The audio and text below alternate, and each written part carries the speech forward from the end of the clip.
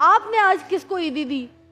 سچی سچی بتائیے گا. دیکھیے بیٹی ہے، بیٹے ہیں، وائف ہیں. اکاؤنٹ میں بھیجتے ہیں؟ جی سب کو نہیں، جو مزہ آتا ہے نا نوٹ کرا آپ بھی نوٹوں والے؟ جی وہاں سے نکال اور کے یہ ٹھیپے والے تسی جے گڑوی تو نکلے نہیں، گڑوی تو اڑ چو نہیں نکلی ہے جی. میں تو نوٹاں لے آ رہا لیکن تسی ٹھیپیاں لے جا رہے ہو.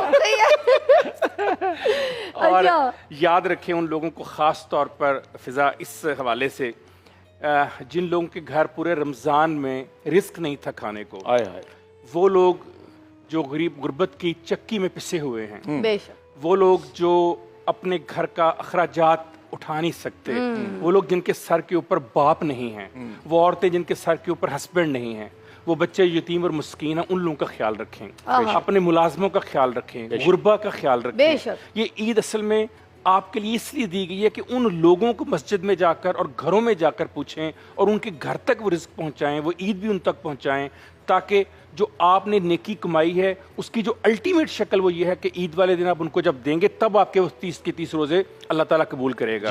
تو دینے کا نام اوپر والا ہاتھ، جیسے نواز نعیم صاحب نے بہت اچھی حدیث کی بات کی کہ اوپر والا ہاتھ نیچے والے ہاتھ سے بہتر ہے، اوپر والا دینے والا ہے، تو دینے والوں میں رہیں ہمیشہ. تو جب آپ دینے والوں میں رہتے ہیں نا تو پھر آپ کو کسی کے آگے ہاتھ نہیں پھیلانا پڑتا. خالق آپ کی جیب میں اتنا ڈال دیتا ہے کہ آپ بانٹتے رہتے ہیں، وہ ختم ہی نہیں ہونے میں آتا.